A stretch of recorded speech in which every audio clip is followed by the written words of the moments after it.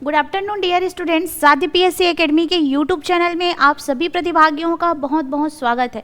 तो आज हम लोग सीजी टेट के सिलेबस के हिसाब से आज हम लोग फर्स्ट टॉपिक का एमसीक्यू करने वाले हैं। तो आज का हमारा जो टॉपिक रहने वाला है वो है सिंधु घाटी सभ्यता। तो सिंधु घाटी सभ्यता से मैं क्रम से स्टार्ट करूँगी। सिंधु घाटी सभ्यता के बाद हम लोग वैदिक सभ्यता स्टार्ट करेंगे, वैदिक सभ्यता के बाद हम लोग महाजनपद काल स्टार्ट करेंगे। इस तरह से हम लोग कंटिन्यू करते हुए चलेंगे टॉपिक वाइज। सभी बच्चे ध्यान देंगे। सभी बच्चों को गुड आफ्टरनून। जल्दी से सभी बच्चे जुड़ते हुए चलेंगे और आप सभी को नया साल की बहुत बहुत बधाई, सभी को हैप्पी न्यू ईयर। जल्दी से आप सभी बच्चे जुड़ते जाएंगे। क्लास स्टार्ट हो गई है भाई, है ना? जल्दी कीजिए, इंतज़ार कर रही हूँ, फिर मैं क्लास स्टार्ट करूँगी। सभी बच्चे जल्दी से जुड़ते जाएंगे।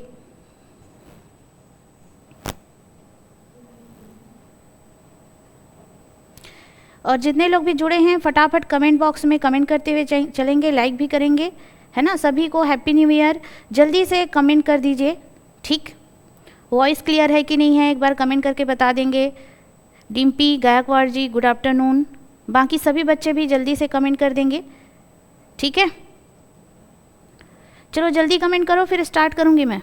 तो चलिए फिर स्टार्ट करते हैं। आप लोग ध्यान नहीं दे रहे हैं तो स्टार्ट ही कर लेते हैं हम लोग। तो यहाँ पर सिंधु घाटी सभ्यता से संबंधित मैंने प्रश्न लाया हुआ है। तो ये जो फर्स्ट क्वेश्चन है आपके समक्ष दिखाई दे रहा होगा, सिंधु घाटी सभ्यता के धार्मिक विश्वासों के संदर्भ में निम्नलिखित कथनों पर विचार करें।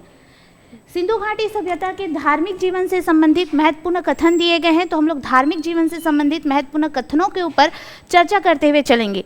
सभी बच्चों को गुड आफ्टरनून। सभी को फटाफट लाइक करना है, ठीक है? सभी को गुड आफ्टरनून।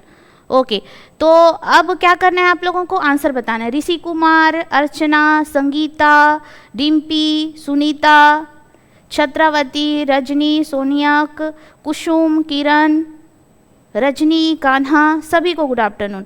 तो सभी बच्चे जल्दी से ये प्रश्नों को पढ़ेंगे कि सिंधु घाटी सभ्यता के धार्मिक विश्वास के संदर्भ में निम्नलिखित कथनों पर आपको विचार करना है। तो मेरा स्टेटमेंट फर्स्ट यहाँ पर दिया गया है, वे प्रकृति, पेड़, जानवर, जल की पूजा करते थे। सिंधुवासी प्रकृति, पेड़, जानवर, जल की पूजा करते थे। क्या हमारा स्टेटमेंट 1 जो है वो करेक्ट है? वे जीवन, मृत्यु और पुनर्जन्म में विश्वास करते थे। क्या हमारा ये स्टेटमेंट फर्स्ट, स्टेटमेंट 2 है वो करेक्ट है? बताना है आपको। उनके पास बड़े बड़े मंदिर थे। बताइएगा। पशुपति आदि शिव की पूजा प्रचलित थी, ठीक है? तो क्या ये सिंधु घाटी सभ्यता के धार्मिक जीवन के बारे में जो मैंने स्टेटमेंट लिया हुआ है वो करेक्ट है कि नहीं है? ठीक है, तो सभी बच्चों को बताना है इसका आंसर क्या हो सकता है।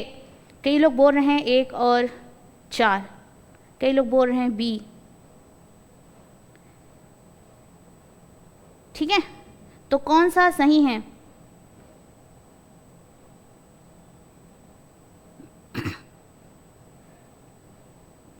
Good afternoon, good afternoon. देखो भाई, अगर मैं सिंधु घाटी सभ्यता की बात करूं, ठीक है, तो सिंधु घाटी सभ्यता है ना, पश्चिमोत्तर भारत वाले क्षेत्र में और भारत के कई स्थानों पर सिंधु घाटी सभ्यता के हमें प्रमाण मिले हैं, है ना? सिंधु घाटी सभ्यता को हम पुरातात्विक साक्ष्यों के आधार पर अनुमान कर पाते हैं और अनुमान के माध्यम से हमने साक्ष्यों का अवलोकन किया हमारे इतिहासकारों ने, ठीक है? और उसके माध्यम से उन्होंने सिंधु घाटी सभ्यता की कहानी को गढ़ा है, ठीक है? तो गल्प साहित्य ग्रंथ हम ऐसे ग्रंथों को कहते हैं जिसमें क्या होता है कि कल्पनाओं के माध्यम से हम किसी भी ग्रंथ को लिखते हैं। हमने पुरातात्विक साक्ष्य का अवलोकन किया, कल्पनाओं के माध्यम से हमें जो साक्ष्य प्राप्त हुए थे उसके माध्यम से हमने क्या किया? अवलोकन किया। अगर मैं बात करूं सिंधु घाटी सभ्यता के धार्मिक जीवन के बारे में, तो सिंधु घाटी सभ्यता वाले पेड़, जानवर, जल की पूजा करते थे। बिल्कुल, पीपल के पेड़ का पूजा करते थे। डालों के बीच में एक पीपल में देवता विराजमान रहते हैं, ऐसा सिंधुवासी बोलते हैं, ठीक है? मान लो ये पीपल का पेड़ है और इसके डालों पे एक देवता निवास करते हैं, ये ऐसा भी कहा गया है, ठीक है? ऐसा भी कहा गया है। तो पेड़ की पूजा वाला बात तो हमारा बिल्कुल सही हो जाता है। उसके अलावा जानवर की बात करूं तो कुबड़ वाले सांड की पूजा करते थे, ठीक है? जल की भी पूजा करते थे लोग। धार्मिक अनुष्ठानों के समय में लोग क्या करते थे? जल की भी पूजा करते थे। तो हमारा फर्स्ट स्टेटमेंट जो है वो बिल्कुल करेक्ट हो जाता है। हैप्पी न्यू ईयर, सभी को हैप्पी न्यू ईयर, ठीक है। आज से आपका जो दिन है हर दिन अच्छे से जाए, आप लोग कड़ी मेहनत करें और आपके सारे सपने पूरे हों। सभी बच्चों को हैप्पी न्यू ईयर। उसके बाद अगर मैं बात करूं, वे जीवन मृत्यु और पुनर्जन्म में विश्वास करते थे, ये भी हमारा सही है। पशुपति आदि शिव की पूजा करते थे, ये भी हमारे सही है। तो हमारा 1 2 4 ये स्टेटमेंट सत्य हो जाते हैं, लेकिन हमें यहाँ पर बड़े बड़े मंदिर के प्रमाण नहीं मिलते। हालांकि सिंधु घाटी सभ्यता में मातृ देवी की प्रतिमा, उर्वरता की देवी की प्रतिमा, ऐसी कई सारी देवियों की प्रतिमा हमें अलग अलग स्थानों में मुहरों में पाए गए हैं, लेकिन मंदिर के प्रमाण हमारे सिंधु घाटी सभ्यता में प्राप्त नहीं होते हैं। ध्यान देना है सभी बच्चों को, ठीक है। ओके, तो आपका आंसर हो जाएगा बी। ठीक, तो आंसर हो जाएगा आपका बी, 1 2 4। तो याद रखिएगा, पशुपतिनाथ की मूर्ति पाई गई है सिंधु घाटी सभ्यता में, जिसे हम लोग आदि शिव के नाम से जानते हैं। ठीक है, तो आदि शिव के नाम से जानते हैं और इसकी प्रतिमा भी हमें सिंधु घाटी सभ्यता से पाई गई है। और भी हमें पशुपतिनाथ से संबंधित आपको प्रश्न देखने को मिलेगा। आपको क्या करना है, ध्यान देना है मेरे साथ, ठीक है। तो मैं आप लोगों को कुछ बहुत सारी चीज़ें बता देती हूँ। तो याद रखिएगा, अगर मैं सिंधु घाटी सभ्यता के विस्तार की बात करूँ तो आपको याद रखना है उत्तर में क्या है, मांडा, ठीक है। दक्षिण की अगर हम बात करें तो दक्षिण में है दायमाबाद, ठीक है, इसको आप लोग को नहीं भूलना है। पूर्व की बात करें तो पूर्व में है आलमगीरपुर, आलमगीरपुर। अगर मैं पश्चिम की बात करूं तो पश्चिम में है आपका सूतकांगेडोर, पश्चिम में है आपका सूतकांगेडोर, और सूतकांगेडोर स्थित है दास्क नदी के तट पर। सूतकांगेडोर स्थित है दास्क नदी के तट पर। और ये जो हमारा दायमाबाद है महाराष्ट्र में, गोदावरी की सहायक नदी, गोदावरी की सहायक नदी प्रवरा नदी के तट पर स्थित है, ठीक है। उसके अलावा अगर हम बात करें आलमगीरपुर, ये स्थित है आपका हिंडन नदी के तट पर, हिंडन नदी, और इसका लोकेशन है यूपी, उत्तर प्रदेश। और इसके लोकेशन की बात करूं तो ये हो जाता है महाराष्ट्र, ठीक है।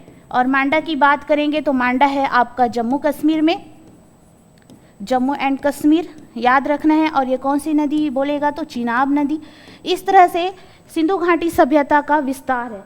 और कभी कभी हमें पूछा जाता है कि इसका क्षेत्रफल कितना है। सिंधु घाटी सभ्यता का एरिया पूछ दिया आपको, ठीक है।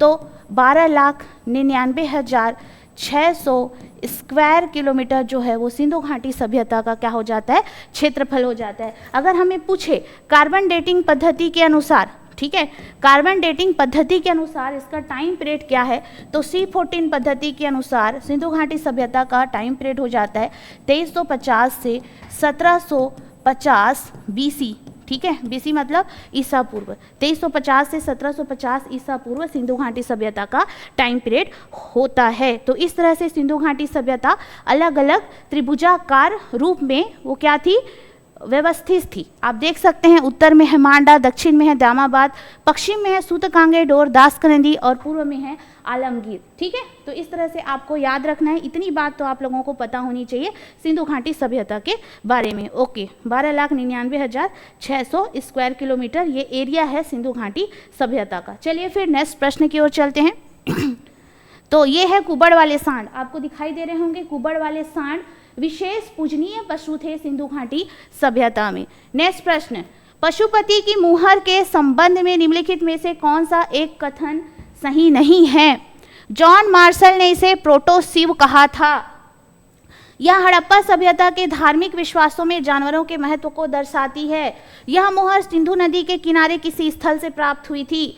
यह सिंधु घाटी सभ्यता के धार्मिक अनुष्ठानों की जानकारी देती है। बिल्कुल, ये भी सत्य है, ये भी सत्य है, ये भी सत्य है। हालांकि ये जो हमें पशुपतिनाथ की मूर्ति है ना, कहाँ से प्राप्त हुई है, मोहनजोदारो से प्राप्त हुई है। तो जो भी हमें साक्ष्य प्राप्त हुए हैं ना, हमें स्थलों का नाम लिखना है, किसी नदी का नाम नहीं लिखना है। इसलिए हमारा सिंधु नदी के तट पर स्थित है मोहनजोदारो, मैं मानती हूँ, लेकिन हमारे पास यहाँ पे सिंधु नदी के जगह मोहनजोदारो आना चाहिए था, ठीक है। सिंधु नदी के स्थान पर मोहनजोदारो आना चाहिए, क्योंकि हमें एक स्थल का नाम लिखना है कि कौन से स्थल से हमें पशुपतिनाथ की मूर्ति जो है वो प्राप्त हुई है। तो ध्यान देना है सभी बच्चों को, पशुपतिनाथ की मूर्ति जो है वो मोहनजोदारो से प्राप्त हुई है। और मोहनजोदारो स्थित है सिंध प्रांत पाकिस्तान में। कौन सी नदी के तट पर, तो सिंधु नदी के तट पर। तो इस तरह से आपको याद रखना है पशुपतिनाथ, जिसे जॉन मार्शल ने प्रोटो शिव कहा है, ठीक है। प्रोटोसीव किसने कहा है? तो जॉन मार्शल ने कहा है। ठीक है, किसे कहा है? पशुपतिनाथ को कहा है। तो इस तरह से आपका जो आंसर हो जाता है विकल्प नंबर सी हो जाता है। चलिए फिर नेक्स्ट प्रश्न देखते हैं। नेक्स्ट प्रश्न देखने से पहले मैं आपको दिखा देती हूँ, यहाँ पर बैठे हुए हैं आपके पशुपतिनाथ शिव जी। अगर हम यहाँ पर देख सकते हो आप, ठीक है, मान लो यहाँ पे पशुपतिनाथ है, तो पशुपतिनाथ के इस साइड हमारा दायां हो गया और इस साइड हमारा बायां हो गया है। तो बाएं साइड कौन से जीव बैठे हुए हैं, दाएं साइड कौन से जीव बैठे हुए हैं, इसके बारे में भी हम चर्चा कर लेते हैं।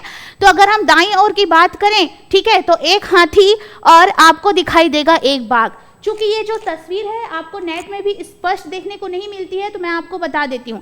तो दाएं साइड आपको एक बाघ और एक हाथी देखने को मिलेगा। ओके, ये जो पशुपतिनाथ है इसके दाएं भाग में आपको एक हाथी और एक बाघ देखने को मिलता है। अगर हम इसके बाएं साइड की बात करें तो गैंडा और भैंसा देखने को मिलता है। ठीक है, हाथी और बाघ, गैंडा और भैंसा, और नीचे आपको ये 2 हिरन देखने को मिलते हैं। ठीक है, तो कभी कभी ये पूछा जाता है क्या पशुपतिनाथ की जो मुहर है उसमें शेर का चिन्ह है या शेर नामक जीव को दर्शाया गया है? तो याद रखिएगा, शेर का प्रमाण हमें सिंधु घाटी सभ्यता से नहीं मिलता है, और पशुपतिनाथ की जो मूर्ति है उसमें शेर को नहीं दर्शाया गया है। कई बार से आपके अंदर जो क्वेश्चन है वो कंफ्यूजन क्रिएट कर सकता है, इसलिए ध्यान देना है कि शेर का जो छाप है हमें इस जो मुहर है पशुपतिनाथ की उसमें दिखाई नहीं देती है। Okay okay, good evening good evening good evening. Okay okay, ठीक है, तो जीवों का नाम भी आप लोगों को याद करते हुए चलना है, ध्यान देना है सभी बच्चों को। ठीक, और जितने भी बच्चों ने सी आंसर लगाया हुआ है, सी आंसर आपका सही हो जाता है। सभी को हैप्पी न्यू ईयर, सभी को गुड इवनिंग। ठीक है, और लाइक करना है जी सभी को, है ना, लाइक भी करना है, कमेंट भी करना है, और लास्ट में मैं आप लोगों को कमेंट बॉक्स में कुछ प्रश्न भी पूछूंगी, उसका आंसर भी आप लोग को देना है। ओके, चलो फिर नेक्स्ट प्रश्न की ओर चलते हैं। पशुपतिनाथ की मुहर के संबंध में याद रखिएगा, पशुपतिनाथ की मुहर के संबंध में निम्नलिखित कथनों पर आपको विचार करना है। तो मैं फर्स्ट स्टेटमेंट आप लोग को पढ़ के बताती हूँ, ठीक है, आंसर आप लोग को देना है। ओके, तो यह मुहर मोहनजोदारो से प्राप्त हुई है, इसे प्रोटोसीव आद्य शिव कहा जाता था। इस पर आकृति पद्मासन में बैठी हुई है, जिसमें हाथी, बाघ, गैंडा व भैंसें घिरी हुई है। ये भी हमारा सत्य है, ये भी हमारा सत्य है। आप लोग को भी अपने स्तर पर आंसर लगाना है। उसके अलावा इस मोहर पर सिंह की आकृति चित्रित है क्या? यह मोहर सिंधु घाटी सभ्यता के धार्मिक जीवन पर प्रकाश डालती है। एकदम सरल प्रश्न है, फटाफट आप लोग को बताना है क्योंकि मैंने अभी एक्सप्लेन किया हुआ है। Okay, happy new year, happy new year Divya ji, Pushpa ji, Preeti ji, Mahi ji. चलो बताओ, तो अभी सभी का आंसर आ गया होगा, इधर बहुत लोग का आंसर आ गया है। बिंदु Bhagat ji, happy new year. ठीक, आ रहा है आंसर? ओके ओके, लगभग सभी बच्चों का आंसर आ रहा है, ठीक है। ठीक, तो मैंने कहा कि यह मोहनजोदारो से प्राप्त हुई है, इसे प्रोटोसीव कहा जाता है। बिल्कुल हमारा ये सही है। इस पर एक आकृति पद्मासन मुद्रा में बैठी हुई है, हाथी, बाघ, गैंडा और भैंसे से घिरी हुई है, बिल्कुल सही है। इस मोहर पर सिंह की आकृति चित्रित है, बिल्कुल गलत है। मैंने कहा है कि इस मोहर पर सिंह की आकृति चित्रित है ही नहीं, ठीक है। तो स्टेटमेंट 3 जो होता है आपका इनकरेक्ट हो जाता है। उसके अलावा अगर मैं बात करूं तो यह मोहर सिंधु घाटी सभ्यता के धार्मिक जीवन पर प्रकाश डालती है, तो बिल्कुल सही है। तो आपका 1, 2, 4 ये कथन जो है वो आंसर सही हो जाते हैं। तो आपको अगर नए प्रश्न चाहिए तो हमारे साध्य पीएससी एकेडमी में मेरे साथ इतिहास के प्रश्नों को सॉल्व करने के लिए आपको 3 साढ़े तीन बजे के बीच में जरूर अवेलेबल हो जाना है हमारे यूट्यूब चैनल में, ठीक है। आपको इतिहास के बिल्कुल नए प्रश्न देखने को मिलेगा, ठीक। चलो, तो आंसर हो जाता है आपका 1, 2 और 4। चलिए फिर आगे बढ़ते हैं नेक्स्ट प्रश्न की ओर। तो यहाँ पर देखिएगा, कालीबंगा के संदर्भ में कथन दिए गए हैं। यहाँ पर भूकंप के साक्ष्य मिले हैं, अलंकृत ईंटों का प्रयोग किया गया है। यह स्थल गंगा घाटी सभ्यता से संबंधित है, ठीक है। तो आपको बताना है कालीबंगा स्थल के बारे में। जल्दी से कमेंट बॉक्स में कमेंट करके बताएंगे कालीबंगा। चलो बताओ, happy new year, happy new year. तो कालीबंगा सिंधु घाटी सभ्यता का एक महत्वपूर्ण पुरातात्विक स्थल है, जो कि राजस्थान के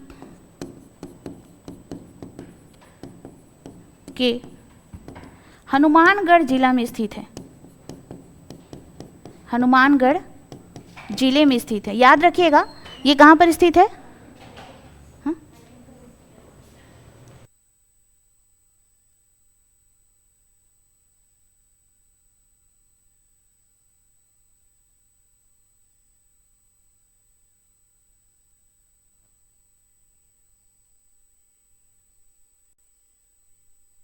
ठीक है, सुनना। हाँ? देखना मेरा अच्छा जुड़ता है, कुछ होता है ना तो इन लोग ऐसे ही बोलते हैं दिमाग कर। रुक, मैं उस लोग को बता रही हूँ कैसे कि अभी थोड़ा सा टेक्निकल प्रॉब्लम है, रिकॉर्ड हो रही है मेरी क्लास, वीडियो अपलोड हो जाएगा, देख लेना अगर।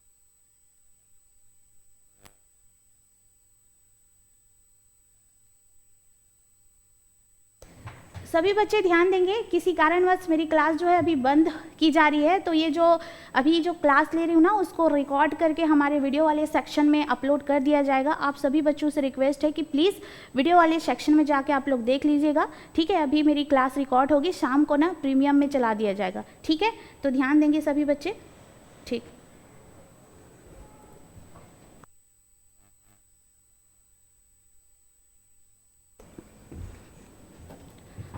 तो आप सभी बच्चों को ध्यान देना है, कालीबंगा, ठीक है। कालीबंगा राजस्थान के हनुमानगढ़ जिले में स्थित है, ठीक है।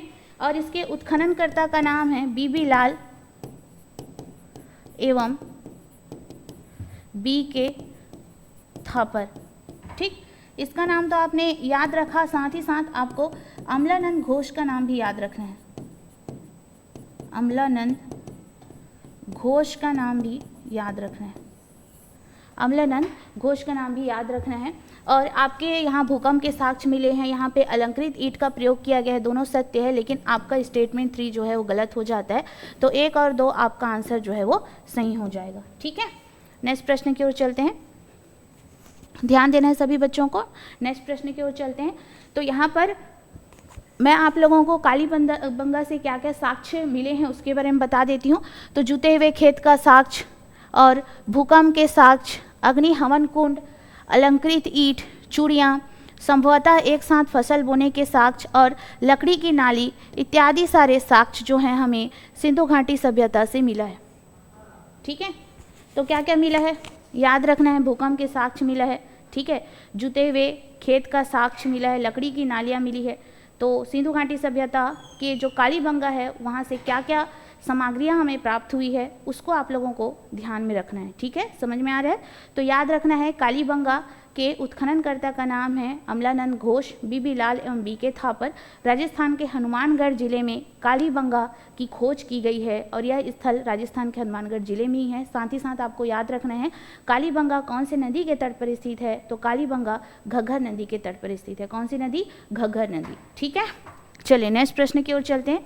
नेक्स्ट प्रश्न में जाने से पहले आप देख सकते हैं ये है हमारे पुरोहित, है ना। ये पुरोहित की जो मूर्ति है हमें कहाँ से मिली है, तो पुरोहित की जो मूर्ति है हमें सिंधु घाटी सभ्यता के मोहनजोदारो से मिली है। साथ ही साथ ये जो डांसिंग गर्ल है, ठीक है, जो कि कांस्य से बनी हुई है, डांसिंग गर्ल है, ये भी आपको मिली हुई है मोहनजोदारो से, ठीक है। कहाँ से मिली है? मोहनजोदारो से मिली है। और मैं मोहनजोदारो के बारे में बता दूं कि ये जो मोहनजोदारो नामक सिंधु घाटी सभ्यता का महत्वपूर्ण स्थल है, इसकी खोज 1922 में राखलदास बनर्जी ने की थी। और ये जो मोहनजोदारो शहर है कहाँ पर स्थित है, तो सिंध प्रांत पाकिस्तान में स्थित है। यहाँ से कई सारे इम्पोर्टेंट जो पुरातात्विक साक्ष्य है वो मिले हुए हैं, जो कि अभी भी संग्रहालय में रखे गए हैं, ठीक है। तो ये है पुरोहित, पुरोहित या योगी कहा गया है, इसका साक्ष्य भी हमें मोहनजोदारो से मिला हुआ है, ठीक है।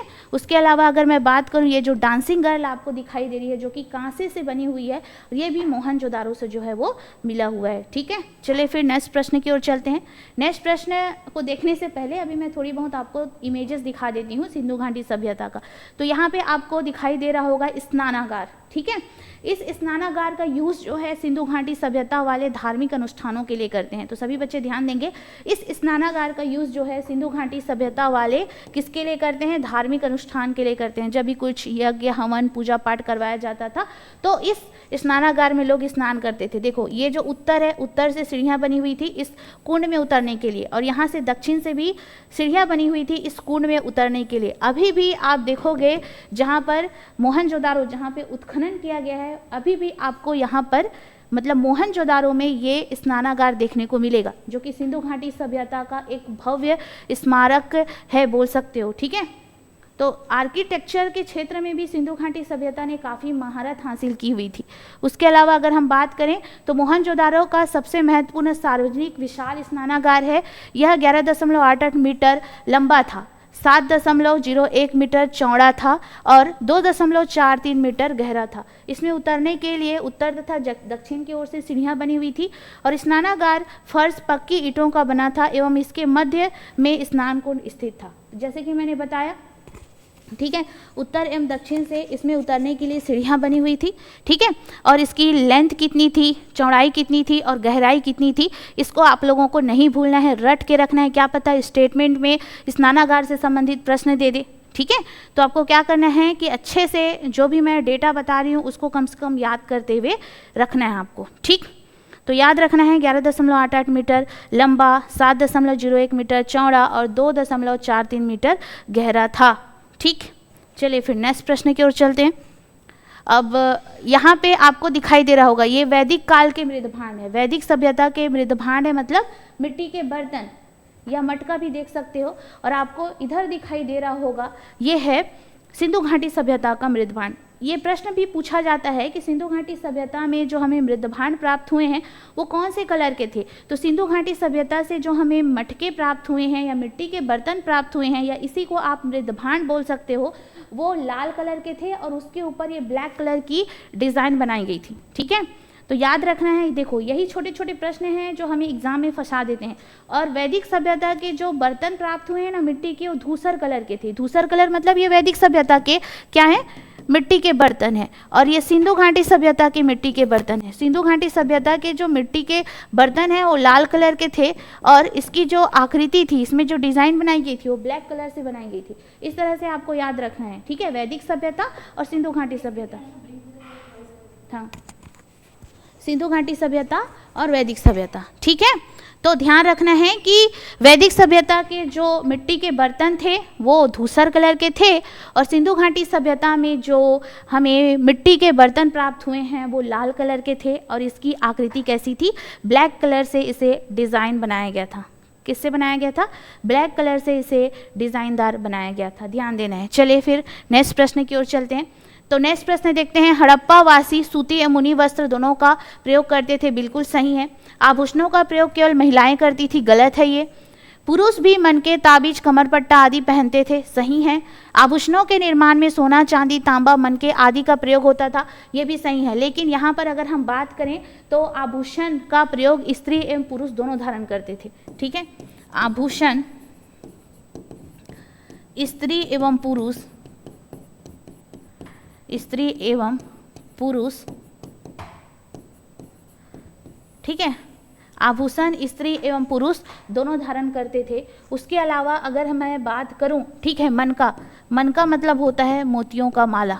ठीक है, मन का मतलब होता है मोती का माला, याद रखना है जी। इस तरह से जब हम मोती में पिरो पिरो के जो माला बनाते हैं ना, इसी को बोला गया है मन का। इस तरह से मोतियों में पिरो पिरो के जो माला बनाई जाती है ना, उसी को बोला गया है मन का। तो ध्यान देना है, यहाँ पर हड़प्पावासी सूती एवं ऊनी वस्त्र पहनते थे, हमारा वन स्टेटमेंट करेक्ट है। आभूषणों का प्रयोग केवल महिलाएं धारण करती थी, ये गलत है। पुरुष भी मन का, ताबीज, कमरपट्टा पहनते थे, तो हमारा तीसरा भी सही है। और आभूषणों के निर्माण में सोना, चांदी, तांबा, मनके आदि का प्रयोग होता था। तो 1, 3 और 4 हमारा स्टेटमेंट मतलब स्टेटमेंट 1, स्टेटमेंट 3 और स्टेटमेंट 4 जो है वो करेक्ट हो जाता है। इस तरह से आपका विकल्प ए क्या हो जाएगा, सही हो जाएगा। नेक्स्ट प्रश्न, ठीक है। नेक्स्ट प्रश्न देखने से पहले आपको ध्यान देना है कि हमारे सादी पीएससी एकेडमी में एसआई की न्यू बैच जो है वो स्टार्ट हो चुकी है और ये जो बैच है आज से स्टार्ट होने वाली है, ठीक है, मतलब हो ही गई है। तो सभी बच्चों को ध्यान देना है कि ऐसे बच्चे जो एसआई बनना चाहते होंगे, अपने सपनों को साकार करना चाहते होंगे, तो हमारे सादी पीएससी एकेडमी के साथ जुड़कर आप इसकी तैयारी जो है वो कर सकते हैं। चलिए फिर नेक्स्ट प्रश्न की ओर चलें। ठीक, चलो यहाँ पे दिया गया है निम्न मानव समाज विलक्षण है क्योंकि वह मुख्यतः आश्रित है अर्थव्यवस्था पर। ठीक है, क्योंकि आप जानते हैं कि मानव समाज सबसे ज़्यादा आश्रित होता है अर्थव्यवस्था पर। बिना अर्थव्यवस्था पर आश्रित हुए मानव की जो आजीविका है वो चलना क्या है, कठिन है। ठीक है, तो आंसर हो जाता है हमारे यहाँ पर विकल्प नंबर सी। तो चलिए फिर नेक्स्ट प्रश्न की ओर चलते हैं। हड़प्पा निम्नलिखित में से किस सभ्यता से संबंधित है? सुमेरियन सभ्यता, सिंधु घाटी सभ्यता, वैदिक सभ्यता और मेसोपोटामिया की सभ्यता। तो हड़प्पा मूलतः संबंधित है, किससे संबंधित है? सिंधु घाटी सभ्यता से संबंधित है। तो ध्यान दीजिएगा, हड़प्पा जो संबंधित है वो सिंधु घाटी सभ्यता से संबंधित है। तो आंसर हो जाएगा आपका विकल्प नंबर बी, ये हो जाता है आंसर। नेक्स्ट प्रश्न, सिंधु घाटी सभ्यता संबंधित है प्रागैतिहासिक युग से, आद्य ऐतिहासिक युग से, ऐतिहासिक युग से, उत्तर ऐतिहासिक युग से। तो आप सभी बच्चों को ध्यान देना है, अगर हम बात करें यहाँ पर, ठीक है, आद्य ऐतिहासिक युग, आद्य ऐतिहासिक युग, ऐतिहासिक युग, क्योंकि सिंधु घाटी सभ्यता, सिंधु घाटी सभ्यता, घाटी सभ्यता से याद रखना है, सिंधु घाटी सभ्यता से हमें जो साक्ष्य प्राप्त हुए हैं, है ना, साक्ष्य प्राप्त हुए हैं, साक्ष्य मतलब पुरातात्विक साक्ष्य, पुरातात्विक साक्ष्य प्राप्त हुए हैं, हुए, और साथ ही लिपि भी मिली है, लिपि भी मिली है, लेकिन इसे पढ़ा नहीं गया है, लेकिन इसे पढ़ा नहीं गया है, नहीं गया है, इसलिए इसे आद्य ऐतिहासिक युग में रखा जाता है। याद रखना है, सिंधु घाटी सभ्यता से हमें पुरातात्विक साक्ष्य तो मिला है, लेकिन यहाँ से जो लिपि मिली है उसे पढ़ा नहीं गया है, और ये जो लिपि है वो भावचित्रात्मक लिपि है। इस तरह से आपको याद रखना है कि सिंधु घाटी सभ्यता को हम प्रागैतिहासिक के अंदर रखते हैं, आद्य ऐतिहासिक के अंदर रखते हैं कि ऐतिहासिक के अंतर्गत रखते हैं। तो याद रखिएगा, सिंधु घाटी सभ्यता को हम आद्य ऐतिहासिक युग के अंतर्गत रखते हैं। तो इस तरह से आपका जो आंसर आएगा आद्य ऐतिहासिक युग से आएगा। नेक्स्ट प्रश्न, सिंधु घाटी सभ्यता गैर आर्य थी क्योंकि वह नगरीय सभ्यता थी, उसकी अपनी लिपि थी, उसकी खेतिहार अर्थव्यवस्था थी, उसका विस्तार नर्मदा घाटी तक था। यहाँ पे पूछा जा रहा है सिंधु घाटी सभ्यता गैर आर्य थी क्योंकि वह नगरीय सभ्यता थी, उसकी अपनी लिपि थी, उसकी खेतिहार अर्थव्यवस्था थी, उसका विस्तार नर्मदा नदी घाटी तक था। ठीक है, तो यहाँ पर पूछा जा रहा है सिंधु घाटी सभ्यता गैर आर्य थी क्योंकि, ठीक है, गैर आर्य थी क्योंकि ऐसा पूछा जा रहा है। तो आपको याद रखना है इसका आंसर क्या हो जाएगा। चलो आप लोग थोड़ा सा सोचो, है ना। सिंधु घाटी सभ्यता गैर आर्य थी क्योंकि वह क्या थी, नगरीय सभ्यता थी। अगर हम वैदिक सभ्यता की बात करें तो वैदिक सभ्यता क्या थी, ग्रामीण सभ्यता थी। नेक्स्ट प्रश्न, चलो नेक्स्ट प्रश्न देखते हैं। यहाँ पर ध्यान देना है, सिंधु घाटी सभ्यता को आर्यों से पूर्व की रखे जाने का महत्वपूर्ण कारक क्या है, मृदभांड। ठीक है, लिपि तो हम जानते हैं सिंधु घाटी सभ्यता की अपनी लिपि थी, नगर नियोजन भी इसकी लिपि थी, तांबा भी इसकी लिपि थी। तो यहाँ पे पूछा जा रहा है कि सिंधु घाटी सभ्यता को आर्यों के पूर्व रखे जाने का महत्वपूर्ण कारण क्या था, मृदभांड। मृदभांड, ठीक है, मृदभांड मैंने बताया था धूसर चित्रित मृदभांड था, वो वैदिक सभ्यता का था। उसके बाद हम लाल मृदभांड की बात करें, लाल मृदभांड व ब्लैक आकृति की बात करें, ब्लैक आकृति, ये सिंधु घाटी सभ्यता की थी। ठीक है, सिंधु घाटी सभ्यता। तो मृदभांड के आधार पर भी हम अनुमान लगाते हैं कि ये जो मृदभांड है वो सिंधु घाटी सभ्यता की, वो आर्यों के पहले की थी। ठीक है, तो बहुत सारे साक्ष्यों के आधार पर भी हम पता लगाते हैं, लेकिन इस क्वेश्चन के अकॉर्डिंग आपका आंसर हो जाएगा मृदभांड। ओके, चलिए फिर नेक्स्ट प्रश्न की ओर चलते हैं। सिंधु घाटी संस्कृति वैदिक सभ्यता से भिन्न थी क्योंकि इसके पास विकसित शहरी जीवन की सुविधाएं थी, इसके पास चित्रलेखीय लिपि थी, इसके पास लोहे और रक्षा शास्त्रों के ज्ञान का अभाव था, उपर्युक्त सभी। अगर मैं बात करूं, आप सभी को बताऊं, सिंधु घाटी संस्कृति वैदिक सभ्यता से भिन्न थी। सिंधु घाटी संस्कृति जो थी वैदिक सभ्यता से भिन्न थी क्योंकि इसके पास विकसित शहरी जीवन की सुविधाएं थी। हम जानते हैं कि जो वैदिक सभ्यता थी वो ग्रामीण सभ्यता थी, लेकिन हम सिंधु घाटी सभ्यता की बात करें तो यहाँ पर एक सुनियोजित शहरी सभ्यता थी। जो नगरें हैं एक दूसरे को मतलब यहाँ पे जो नगरें थी, यहाँ की जो चौड़ी सड़कें थी एक दूसरे को समकोण पर काटती थी। घरों के दरवाजे जो है वो सामने की ओर ना खुलकर पीछे की ओर खुलते थे, ठीक है। नालियाँ ढकी हुई होती थी और नालियों का जो पानी होता है वो शहर के बाहर जाके गिरती थी। धौलावीरा में उन्नत जल प्रबंधन प्रणाली मौजूद थी। तो सिंधु घाटी सभ्यता आज के ज़माने से परे थी, ठीक है। उस दौरान भी लोग इतने अच्छे से रहते थे और यहाँ पर ये लोग क्या करते थे, अंतर्राष्ट्रीय व्यापार करते थे, ठीक है। तो यहाँ पे शिल्पकार भी मौजूद थे, कुंभकार भी मौजूद थे, कसेर भी मौजूद थे, ठीक है। यहाँ पे सोनार लोहार भी मौजूद हैं जो तरह तरह की चीज़ें बना रहे हैं। तो इस तरह से आप देख सकते हैं कि सिंधु घाटी सभ्यता कितनी विकसित, सुनियोजित और सभ्य थी। उसके अलावा इसके पास चित्रलेखीय लिपि थी, बिल्कुल सही है, क्योंकि इनकी जो लिपि है भाव चित्रात्मक लिपि है, चित्रलेखीय लिपि थी, जिसको आज तक हम लोग नहीं पढ़ पाए हैं। तो हमारा स्टेटमेंट 2 भी सही हो जाता है। इसके पास लोहे और रक्षा शास्त्र के ज्ञान का अभाव था, ठीक है, ये भी क्या हो जाता है, आपका सही हो जाता है। इस तरह से उपर्युक्त डी सभी कथन जो हैं वो सिंधु घाटी सभ्यता के बारे में सही हो जाते हैं। ध्यान देना है सभी बच्चों को। नेक्स्ट प्रश्न, हड़प्पा संस्कृति जानकारी का प्रमुख स्रोत है। शिलालेख, पक्की मिट्टी के मोहरों पर अंकित पुरातात्विक खोदाई, उपर्युक्त सभी। तो याद रखिएगा यहाँ पे हमें पूछा जा रहा है प्रमुख स्रोत मतलब मुख्य स्रोत। तो मुख्य स्रोत हो जाएगा पुरातात्विक खोदाई, क्योंकि पुरातात्विक मुख्य स्रोत है ना। पुरातात्विक उत्खनन के माध्यम से ही हम सिंधु घाटी सभ्यता के बारे में पता लगा पाए हैं। सभी बच्चे ध्यान देंगे, पुरातात्विक उत्खनन के माध्यम से ही हम सिंधु घाटी सभ्यता के बारे में पता लगा पाए हैं। इसलिए हमें पूछा जा रहा है कि मुख्य स्रोत क्या होगा। तो मुख्य स्रोत हो जाएगा आपका पुरातात्विक खुदाई, ठीक है। चलिए फिर नेक्स्ट प्रश्न की ओर चलते हैं। आज मैं बहुत सारे प्रश्न लेकर आई हूँ। तो ऐसे बच्चे जो परिवहन आरक्षक की तैयारी कर रहे होंगे हमारे साथ PSC एकेडमी के साथ, बिल्कुल आप अपनी तैयारी जो है वो शुरू कर सकते हैं। ध्यान देना है, और कुछ आपको डाउट है तो हमारे दिए गए नंबर पर भी आप अपने डाउट को क्लियर कर सकते हैं। ओके, चलिए फिर आगे बढ़ें।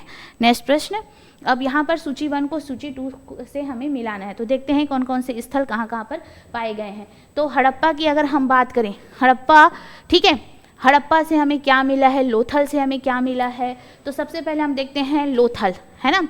लोथल की अगर हम बात करें तो लोथल से हमें मिला है गोदी, ठीक है। कालीबंगा से हमें मिला हुआ है जूते हुआ खेत, मोहनजोदारो से नर्तकी की प्रतिमा, और हड़प्पा से मिला है सवाधान R37, ठीक है। सवाधान R37 एक कब्रिस्तान है जो कि हमें हड़प्पा से मिला हुआ है। तो ए का हो जाता है हमारा, ठीक है, ए का हो जाएगा 1। तो 2 जगह हमें 1-1 दिखाई दे रहा है यहाँ पर, ठीक है। तो यहाँ पर आप फंस सकते हैं। लोथल में आएगा 2, यहाँ पर भी हमें 2 दिखाई दे रहा है, दोनों जगह 2 दिखाई दे रहा है। अब कालीबंगा से हो जाएगा हमारा जूता हुआ खेत, तो यहाँ पे हमें 4 दिखाई दे रहा है। और मोहनजोदारो से हो जाएगा नर्तकी की प्रतिमा। तो इस तरह से आपका विकल्प नंबर डी हो जाएगा आंसर।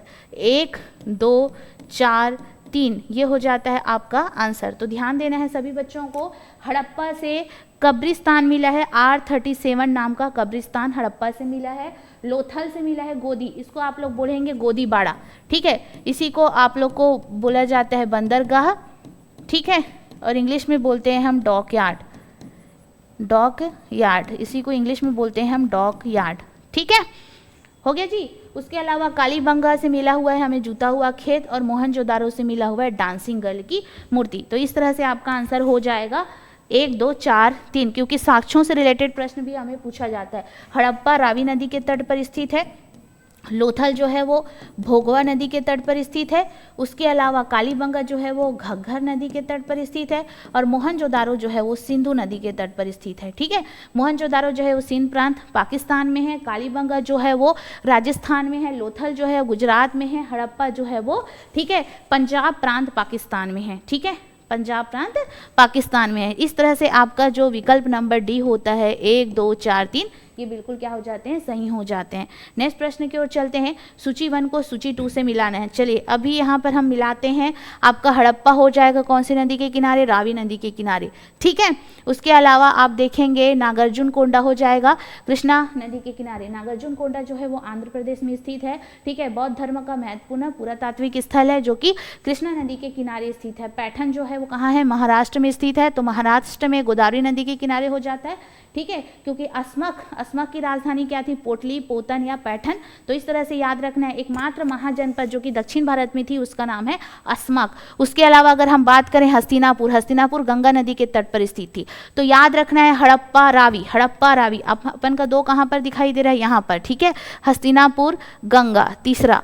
उसके अलावा आपको दिखाई दे रहा होगा नागार्जुन कोंडा 4, पैठन जो दिखाई दे रहा होगा गोदावरी। तो इस तरह से आपका 2 3 4 1 ये हो जाता है आपका आंसर, ठीक है। तो कौन कौन से स्थल, कौन कौन से नदी के किनारे मौजूद है, तो इससे संबंधित हम प्रश्नों को लेकर आए हैं। चूंकि सही जोड़ी वाले प्रश्न आप करते हैं तो आपके अधिक से अधिक कॉन्सेप्ट जो है वो क्लियर होते जाते हैं और अधिक से अधिक चीज़ें जो हैं वो आपको याद होते जाती हैं। चूंकि हमें हमारा एग्जाम आने वाला है तो हमें अधिक से अधिक प्रश्नों को करना है, इसलिए हम लोग कंटिन्यू प्रश्नों को करते हुए चलेंगे। चूंकि ये एज इट इज प्रश्न भी आ सकते हैं, ठीक है। चलो यहाँ पे सूची 1 को सूची 2 से मिलाते हैं। उसके अलावा हम देखते हैं हड़प्पा कौन सी नदी के तट पर स्थित है? रावी नदी। कालीबंगा कौन सी नदी के तट पर स्थित है? घग्गर नदी। लोथल स्थित है भोगवा नदी और रोपड़ स्थित है सतलज नदी। तो चलिए फिर से मिलाते हैं हम। हड़प्पा, हड़प्पा का हमने देखा यहाँ पर रावी नदी, तो 1 का 3 इसमें आ रहा है, 2 जगह दिखाई दे रहा है। कालीबंगा घग्गर, ठीक है, तो 2 दिखाई दे रहे हैं यहाँ पर, ठीक। तो यहाँ पर आपका आंसर हो जाएगा विकल्प नंबर ए, ये हो जाएगा आंसर। लोथल हो जाएगा आपका भोगवा, रोपड़ हो जाएगा सतलज। तो विकल्प नंबर ए आपका आंसर हो जाता है, आंसर लगा लीजिएगा। चलिए फिर आगे बढ़े हम। 11th हड़प्पा किस नदी के किनारे अवस्थित है? व्यास, सतलज, रावी और घग्गर। तो सभी बच्चों को ध्यान देना है, हड़प्पा जो है वो रावी नदी के तट पर स्थित है। हड़प्पा कौन सी नदी के तट पर स्थित है? हड़प्पा जो पुरातात्विक स्थल है वो रावी नदी के तट पर स्थित है। अगर हम हड़प्पा की बात करें तो 1921 में दयाराम साहनी ने, ठीक है, दयाराम साहनी ने हड़प्पा की खोज की है। तो याद रखिएगा हड़प्पा की खोज किसने की है? हड़प्पा की खोज 1921 में दयाराम साहनी ने की है। कौन सी नदी के तट पर स्थित है? रावी नदी के तट पर स्थित है। कहाँ पर स्थित है? पाकिस्तान में स्थित है, ठीक है। तो इस तरह से आपको याद रखना है। मैं कम टाइम में बहुत सारे प्रश्नों को करवाने की कोशिश कर रही हूँ। नेक्स्ट प्रश्न, सैंधव सभ्यता का महान स्नानागार कहाँ से प्राप्त हुआ है? मोहनजोदारो से, लोथल से, हड़प्पा से, कालीबंगा से। तो मैंने कहा है कि सैंधव सभ्यता का जो महान स्नानागार है हमें मोहनजोदारो से प्राप्त हुआ है और मोहनजोदारो की खोज 1922 में राखलदास बनर्जी ने की थी। और ये जो मोहनजोदारो है कौन सी नदी के तट पर स्थित है? तो याद रखिएगा सिंधु नदी के तट पर स्थित है। और स्नानागार की लंबाई 11.88 मीटर लंबा, 7.01 मीटर चौड़ा और 2.43 मीटर गहरा है। इसमें उतरने के लिए उत्तर से सीढ़ियाँ बनी होती थी, दक्षिण से भी सीढ़ियाँ बनी होती थी और बीच में स्नान कुंड होता था। और इस स्नान कुंड का प्रयोग जो है वो धार्मिक अनुष्ठानों के समय में किया जाता था। ओके, समझ में आया सभी बच्चों को? चलिए फिर आंसर हो जाएगा आपका विकल्प नंबर ए। नेक्स्ट प्रश्न की ओर चलते हैं। रंगपुर जहां हड़प्पा की समकालीन सभ्यता थी, पंजाब में है, सौराष्ट्र में है, पूर्वी उत्तर प्रदेश में है, राजस्थान में है। तो सौराष्ट्र में है। तो याद रखिएगा सौराष्ट्र मतलब गुजरात वाले क्षेत्र। तो गुजरात से हमें कौन कौन से स्थल देखने को मिलता है? सिंधु घाटी सभ्यता की, ठीक है। तो गुजरात से आपको कौन कौन से स्थल देखने को मिलता है? तो याद रखना है रंगपुर। रंगपुर जो सिंधु घाटी का सभ्यता का एक स्थल है वो कहाँ है? गुजरात में है। लोथल सिंधु घाटी सभ्यता का एक महत्वपूर्ण बंदरगाह था, वो भी गुजरात में है। उसके अलावा सुरकोटदा जहाँ पे घोड़े की हड्डी की साक्ष्य मिला है, तो सुरकोटदा भी गुजरात में है। याद रखना है रंगपुर भी गुजरात में है, लोथल भी गुजरात में है, सुरकोटदा भी गुजरात में है। उसके अलावा आपका धौलावीरा भी गुजरात में है, धौलावीरा भी गुजरात में है। तो कौन कौन से पुरातात्विक स्थल गुजरात में है उसको आप लोग को ध्यान रखना है। और पूछा जाए यहाँ पे आंसर क्या हो जाएगा? तो आपका आंसर हो जाएगा विकल्प नंबर बी। नेक्स्ट प्रश्न की ओर चलें। तो नेक्स्ट प्रश्न देखने से पहले आप देख सकते हैं सहायक ग्रेड 3 की न्यू बैच हमारे सादे पीएससी एकेडमी में स्टार्ट हो चुकी है। तो ऐसे बच्चे जो सहायक ग्रेड 3 की तैयारी करना चाहते होंगे हमारे सादे पीएससी एकेडमी के साथ जुड़कर आप सहायक ग्रेड 3 की तैयारी भी कर सकते हैं, ठीक है। चलो आगे चलें।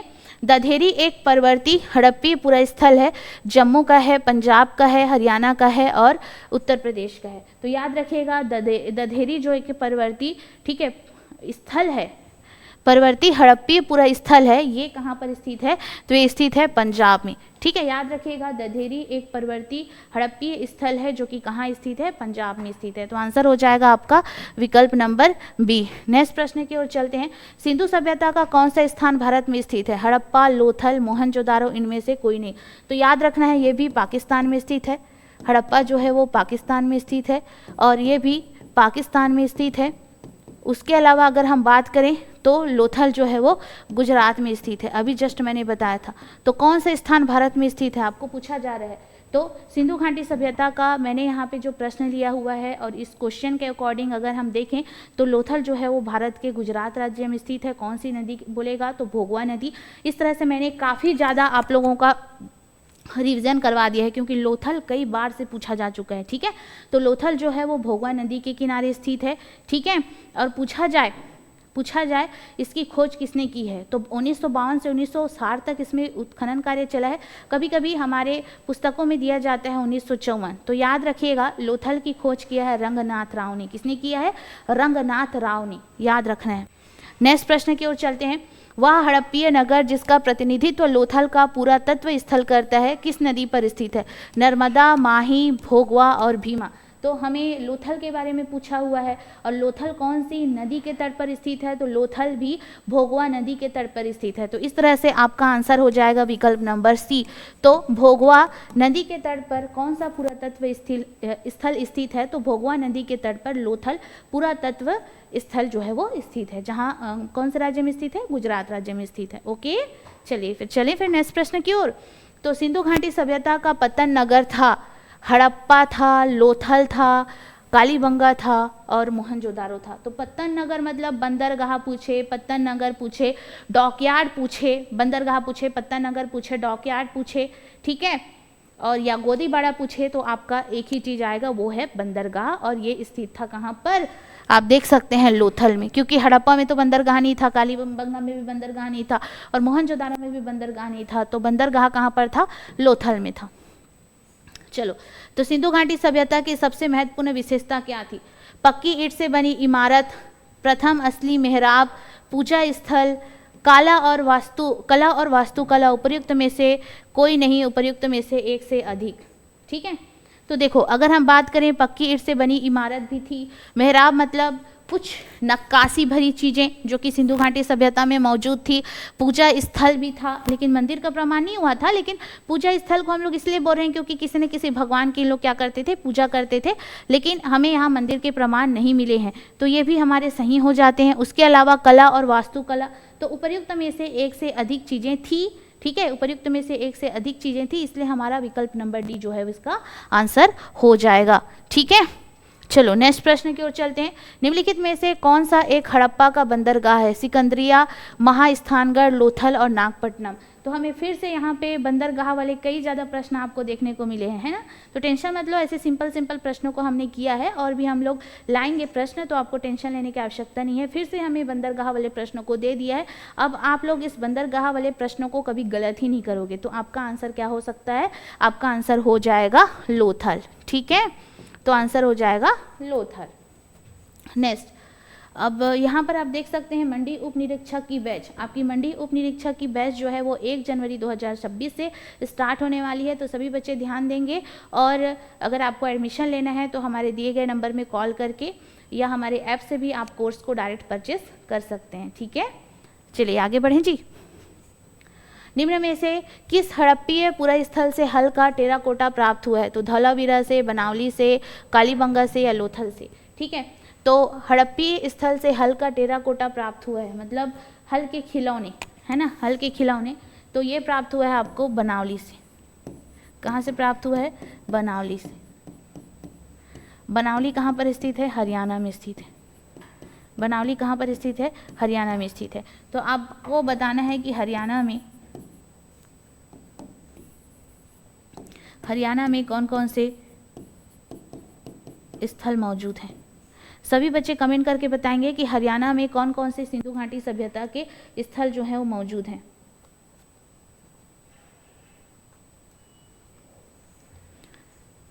इसका उत्खनन कार्य किया है R.S. विस्ट ने। कब किया है? 1973 में। कौन सी नदी बोलेगा? तो रंगोई नदी। रंगोई नदी के किनारे ये स्थित है, ठीक है। तो R.S. विस्ट ने इसका उत्खनन कार्य किया है। कौन सी नदी के किनारे स्थित है? तो रंगोई नदी के किनारे। कब किया है उत्खनन कार्य? तो 1973 में किया है। और उसके अलावा याद रखना है, ठीक है, तो इसका आंसर हो जाएगा बनावली। और हरियाणा में कौन कौन से स्थल मौजूद हैं सिंधु घाटी सभ्यता के, तो आपको याद रखना है, मतलब आपको कमेंट करके बताना है कि हरियाणा राज्य में कौन कौन से सिंधु घाटी सभ्यता के स्थल मौजूद हैं। इसको आपको कमेंट बॉक्स में कमेंट करके जरूर बताना है। तो याद रखना है 1973 में बनावली का उत्खनन कार्य किया गया है और इसके उत्खनन करता है RS विस्ट। कब किया है? 1973 में। कौन सी नदी के तट पर स्थित है? तो रंगोई नदी के तट पर स्थित है। ठीक है। उसके अलावा अगर हम लोथल की बात करें तो इसके उत्खननकर्ता का नाम है रंगनाथ राव। ठीक है। और धौलावीरा की बात करें तो इसके उत्खननकर्ता का नाम है जगपति जोशी। और इसकी बात करें तो बीबी लाल एवं BK थापर, बीबी लाल एवं BK थापर। ठीक। तो लेकिन आंसर पूछेगा ये जो हल का खिलौना या टेराकोटा से बनी हल कहाँ से मिला है? तो बनावली से मिला है। बनावली कहाँ है? हरियाणा राज्य में है। ठीक, चलो आगे। सूची 1 को सूची 2 से मिलाना है। सूची 1 को सूची 2 से मिलाना है। चलो मिलाते हैं। चलिए मिला के देखते हैं। मांडा जो स्थित है जम्मू कश्मीर में स्थित है। मांडा जो स्थित है जम्मू कश्मीर में स्थित है, तो ए का हो जाएगा आपका 3। मांडा जो है वो जम्मू कश्मीर में स्थित है। दायमाबाद जो है वो महाराष्ट्र में स्थित है, महाराष्ट्र में। कालीबंगा जो स्थित है वो राजस्थान में स्थित है, तो आपका हो गया 1। और राखीगढ़ी जो है वो हरियाणा में स्थित है, तो ये हो गया आपका 2। तो इस तरह से 3, 4, 1, 2 आपके आंसर हो जाते हैं। 3, 4, 1, 2 आपके आंसर हो जाते हैं। फिर से बता देती हूँ एक बार। मांडा जो है स्थित है जम्मू कश्मीर में। उसके अलावा दायमाबाद स्थित है महाराष्ट्र में, प्रवरा नदी के किनारे स्थित है। कालीबंगा स्थित है राजस्थान में, घग्गर नदी के तट पर। और राखीगढ़ी स्थित है हरियाणा में। सभी बच्चे ध्यान देंगे, राखीगढ़ी स्थित है आपका हरियाणा में। ठीक है। और बोलेगा कौन सी नदी, तो याद रखना है राखीगढ़ी भी घग्गर नदी के तट पर स्थित है। राखीगढ़ी भी घग्गर नदी के तट पर स्थित है और इसके उत्खननकर्ता का नाम है सूरजभान। इसके उत्खननकर्ता का नाम है सूरजभान। तो सभी बच्चे ध्यान देंगे, इसके उत्खननकर्ता का नाम है सूरजभान। ठीक। चलो फिर नेक्स्ट प्रश्न की ओर चलते हैं। सूची 1 को सूची 2 से मिलाना है। सूची 1 को सूची 2 से मिलाना है। चलिए फिर मिलाते हैं सूची 1 को सूची 2 से। तो याद रखना है यहाँ पे बालू, मांडा, पाडरी और हुलास। बालू, मांडा, पाडरी और हुलास, तो इसको आप लोग को मिलाते हुए चलना है। ये बालू नामक स्थल कहाँ है, हुलास नामक स्थल कहाँ है और पाडरी नामक स्थल कहाँ है। ये नए नए स्थल हैं, लेकिन ये भी सिंधु घाटी सभ्यता के ही महत्वपूर्ण स्थल माने जाते हैं। अगर आप लोग को पता है तो इसका आंसर आप लोग बता सकते हैं। सभी बच्चे इसका आंसर बता सकते हैं अगर पता होगा तो। ठीक है। तो चलो फिर मिलाते हैं हम लोग। बालू जो हो जाएगा आपका हरियाणा में हो जाएगा। मांडा जो है आपके जम्मू कश्मीर में हो जाएंगे। ठीक है। बालू जो है आपका हरियाणा, याद रखना है बालू जो है आपका हरियाणा हो जाएगा। मांडा को तो आप जानती छो, मांडा कहाँ है, जम्मू कश्मीर में है। मांडा जो है आपके जम्मू एंड कश्मीर में है। उसके बाद हम देखते हैं पाडरी। पाडरी स्थित है आपका गुजरात में। ये भी सिंधु घाटी सभ्यता के स्थल ही हैं, जो कि नए स्थल हैं, इसलिए आप लोग इसको नहीं जान रहे हो। ठीक है। अब उसके बाद यहाँ पे हुलास की बात करते हैं। तो हुलास स्थित है आपके उत्तर प्रदेश में। हुलास स्थित है आपके उत्तर प्रदेश में। तो इस तरह से हुलास याद रख लेना, उत्तर प्रदेश। हुलास याद रख लेना, उत्तर प्रदेश। तो आंसर हो जाएगा आपका 3, 2, 4, 1। 3, 2, 4, 1 आपके आंसर हैं। नेक्स्ट प्रश्न की अगर हम बात करें, हड़प्पा संस्कृति के निम्नलिखित स्थलों में से कौन सिंधु नदी में अवस्थित है? नीचे दिए गए कूट में से सही उत्तर निर्दिष्ट कीजिए। हड़प्पा, मोहनजोदारो, चहुंद्रो और सुरकोटदा। तो हमें यहाँ पर पूछा गया है कि हड़प्पा संस्कृति के निम्नलिखित में से कौन सा सिंध में अवस्थित है। तो सिंध प्रांत पाकिस्तान में कौन सा स्थल अवस्थित है पूछा जा रहा है। ठीक है। सिंध प्रांत पाकिस्तान में, सिंध प्रांत पाकिस्तान में कौन सा स्थल अवस्थित है, ऐसा पूछा जा रहा है। तो याद रखना है सिंध प्रांत पाकिस्तान में आपके स्थल अवस्थित है मोहनजोदारो, ठीक है, और चहुंद्रो। मोहनजोदारो और चहुंद्रो। तो कौन सा ऑप्शन हो जाएगा? 2 और 3 हो जाएगा आपका आंसर। ये हो जाएगा आपका आंसर। ठीक है। उसके अलावा अगर हम देखें तो हड़प्पा भी पाकिस्तान में स्थित है। लेकिन ये पंजाब प्रांत पाकिस्तान में स्थित है। ठीक है, पंजाब का जो आधा हिस्सा है ना वो वाले स्थलों में स्थित है हड़प्पा। और सूरकोटदा की बात करें तो सूरकोटदा जो स्थित है आपके गुजरात राज्य में स्थित है, जहाँ से घोड़े की हड्डियों के साक्ष्य मिले हैं। ठीक है, तो इस प्रश्न के अकॉर्डिंग अगर हमारा आंसर पूछे तो 2 और 3 हमारा आंसर जो है वो करेक्ट हो जाएगा। ठीक है, चलो फिर आगे देखें। मोहनजोदारो निम्नलिखित में से कहाँ पर स्थित है? भारत के गुजरात राज्य में, पाकिस्तान के सिंध प्रांत में, भारत के पंजाब राज्य में, अफगानिस्तान में। तो आपका आंसर हो जाएगा पाकिस्तान के सिंध प्रांत में मोहनजोदारो जो है वो स्थित है। नेक्स्ट प्रश्न, चौंदड़ों के उत्खनन का निर्देशन किया था J.H. मैके ने, सर जॉन मार्शल ने, I.M. हवीलर ने। ठीक है, तो J.H. मैके ने चौंदड़ों का उत्खनन कार्य किया था। तो 1935 में J.H. मैके ने चौंदड़ों का उत्खनन कार्य किया था। और चौंदड़ों भी सिंध प्रांत में स्थित है। कौन सी नदी बोलेगा तो सिंधु नदी। ठीक है, तो चौंदड़ों भी कौन से प्रांत में स्थित है? सिंध प्रांत में स्थित है बोलेगा। ठीक है, तो बोलेगा तो आपको याद रखना है ये भी कहाँ पर स्थित है? सिंधु नदी के तट पर स्थित है। अर्नेस्ट मैके एवं N.G. मजूमदार ने इसका उत्खनन किया था। ठीक है, चलो इसके बारे में देख लेते हैं, चौंदड़ों के बारे में, है ना। अर्नेस्ट मैके, या इसी का पूरा नाम है, अर्नेस्ट मैके इसी का पूरा नाम है। और साथ ही साथ N.G. मजूमदार का नाम याद रखना है, N.G. मजूमदार। अर्नेस्ट मैके एवं N.G. मजूमदार ने इसका उत्खनन कार्य किया था। किसका? नदी जो है वो सिंधु नदी, चौंदड़ों का। अब यहाँ से हम साक्ष्यों की बात करें तो काजल, पाउडर, लिपस्टिक,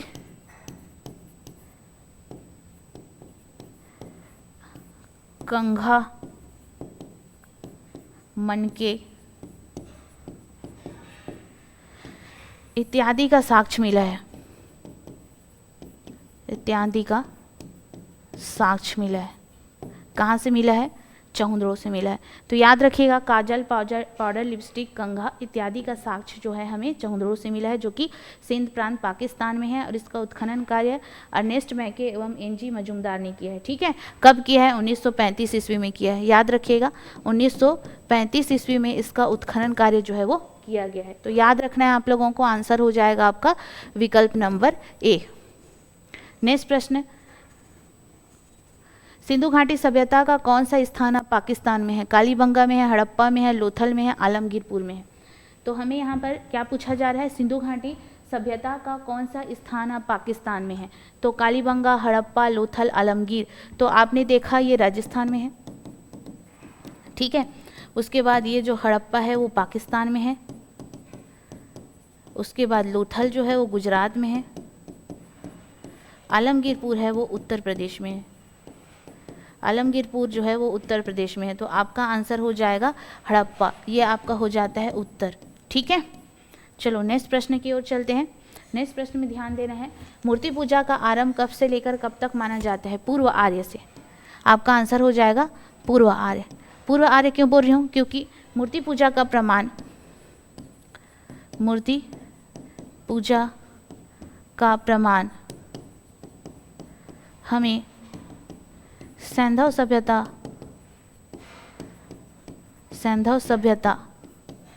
में भी देखने को मिलता है। मूर्ति पूजा का प्रमाण भी हमें सैंधव सभ्यता में देखने को मिलता है। तो ध्यान दीजिएगा, मूर्ति पूजा का प्रमाण भी हमें सिंधु घाटी सभ्यता में देखने को मिलता है, क्योंकि हमने मातृ देवी की प्रतिमा को देखा, उर्वरता की देवी की प्रतिमा को देखा और रुद्र शिव की मूर्तियों को देखा। तो इस तरह से काफ़ी मूर्तियाँ आपको सैंधव सभ्यता में भी दिखाई देती है। तो इसे हम लोग बोल सकते हैं पूर्व आर्य, मतलब प्री आर्यन। आर्यों के पहले भी हमारे जो भारत थी उसमें मूर्ति पूजा विद्यमान थी, इसलिए हमने यहाँ पे आंसर लगाया है पूर्व आर्य। ठीक है, चलें आगे। निम्नलिखित पशुओं में से किस एक का हड़प्पीय संस्कृति में पाई गई मोहरों और टेराकोटा कलाकृतियों में निरूपण नहीं हुआ है? गाय, गैंडा, हाथी और बाघ। गाय का साक्ष्य एवं आंसर हो जाएगा आपका शेर का साक्ष्य गाय का साक्ष्य एवं शेर का साक्ष्य हमें सिंधु घाटी सभ्यता से देखने को नहीं मिला है। साथ ही साथ अगर आपको पूछेगा कि कौन सी धातु का साक्ष्य हमें सिंधु घाटी सभ्यता से देखने को नहीं मिला है, तो लौह धातु का साक्ष्य जो है वो हमें सिंधु घाटी सभ्यता से देखने को नहीं मिला है। तो इस तरह से आपका विकल्प नंबर ए जो है वो सही आंसर हो जाता है। ठीक है, चलो फिर नेक्स्ट प्रश्न की ओर चलते हैं। तो नेक्स्ट प्रश्न देखने से पहले आपको याद रखिएगा हमारी संस्कृत व्याख्याता की बैच साधी पीएससी एकेडमी में स्टार्ट हो चुकी है। तो आज 1 जनवरी है और 1 जनवरी से ही इसका शुभारंभ हो चुका है। तो आप सभी बच्चे जो संस्कृत व्याख्याता की तैयारी करना चाहते होंगे, हमारे साधी पीएससी एकेडमी के साथ जुड़कर संस्कृत व्याख्याता की तैयारी जो है वो बिल्कुल कर सकते हैं। ठीक है, चलिए फिर नेक्स्ट प्रश्न की ओर चलें। तो निम्नलिखित में से कौन सा एक हड़प्पा स्थल नहीं है? चौंद्रो, कोर्दीजी, सौगौरा और देसलपुर। तो ये भी तो हमारा हड़प्पा स्थल है, कोर्दीजी भी हड़प्पा स्थल है, ये भी हमारा स्थल है हड़प्पा स्थल, लेकिन सौगौरा जो है वो हमारा नहीं है स्थल। तो यह उत्तर प्रदेश के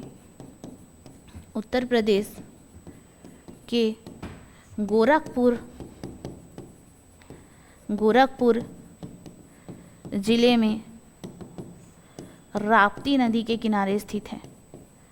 राप्ती नदी के किनारे स्थित है। यहाँ से मौर्यकालीन साक्ष्य प्राप्त हुए हैं।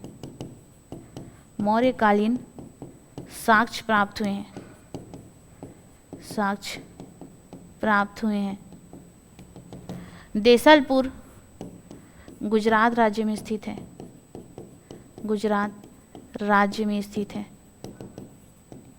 कहाँ पर बोलेगा तो कच्छ में। सिंधु घाटी सभ्यता का स्थल है।